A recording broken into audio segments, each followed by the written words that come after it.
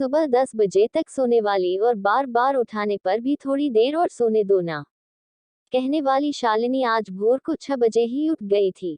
इतना ही नहीं, उसने सबके लिए चाय बनाई, पेपर लेकर आई, बगीचे में पानी दिया और पापा को सुबह मॉर्निंग वॉक के लिए भी उठाया।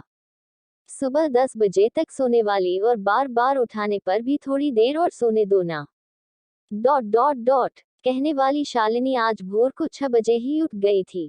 इतना ही नहीं, उसने सबके लिए चाय बनाई, पेपर लेकर आई, बगीचे में पानी दिया और पापा को सुबह मॉर्निंग वॉक के लिए भी उठाया।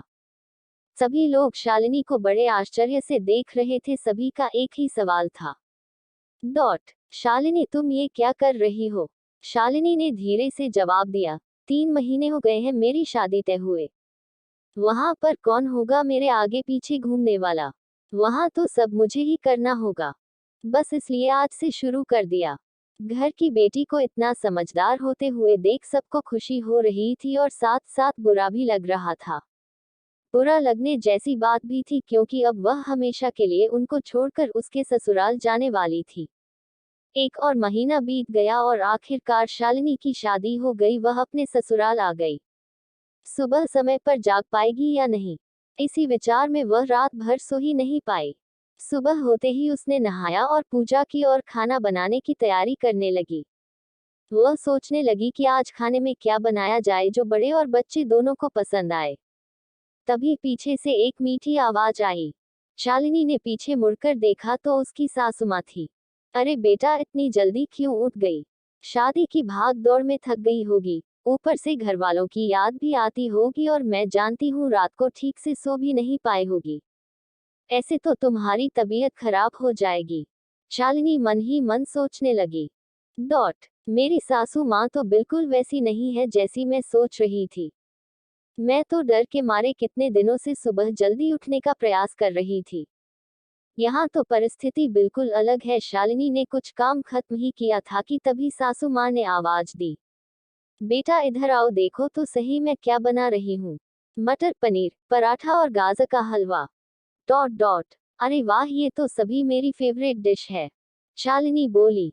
उसे तो कुछ समझ में नहीं आ रहा था। उसे लग रहा था जैसे ये सब सपना है। शालिनी को एहसास हुआ कि यह सपना नहीं, सच है। सासू माँ ने कुछ कहा, शालिनी सुन नहीं पाई।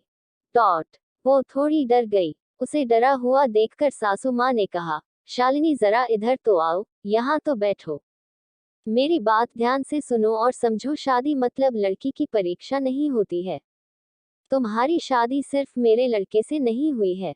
जितनी जिम्मेदारी उसकी तुम्हें खुश रखने की है, उतनी ही हम सबकी भी। हम तुम्हें घर में सिर्फ काम करने के लिए नहीं लाए हैं। तुम्हें क्या क्या आता है, या तुम हमारे लिए क्या कर सकती हो, ये सब देखने के लिए तो बिल्कुल नहीं।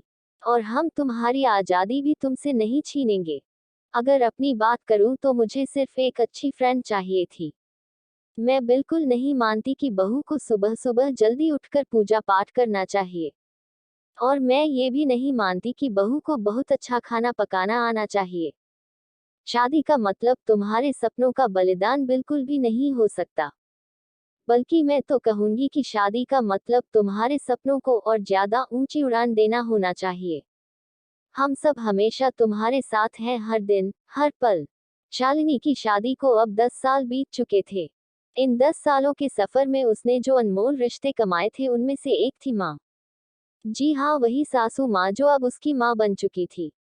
शालिनी ने अपने जीवन में काफी उतार चढ़ाव देखे थे, लेकिन उसके मन में यह एक सोच बहुत पक्की बैठ चुकी थी कि जब भी उसके लड़के की शादी होगी और वह घर में बहू लाएगा तो वह भी अपनी सासू माँ की तरह ही अपनी बहू के साथ व्यवहार करेगी।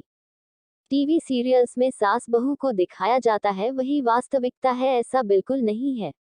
समय के साथ लोग बदलते हैं, लोगों के विचार बदलते हैं। कुछ गलत लोग जरूर जीवन में आते हैं, लेकिन सभी गलत हो ऐसा जरूरी नहीं। आखिर में यही कहूंगी कि बहू मतलब बेटी ही होती है। गलतियां तो हर किसी से होती है, इसलिए बहू के साथ भी वैसा ही व्यवहार करें जैसा खुद की बेटी के साथ करते हैं।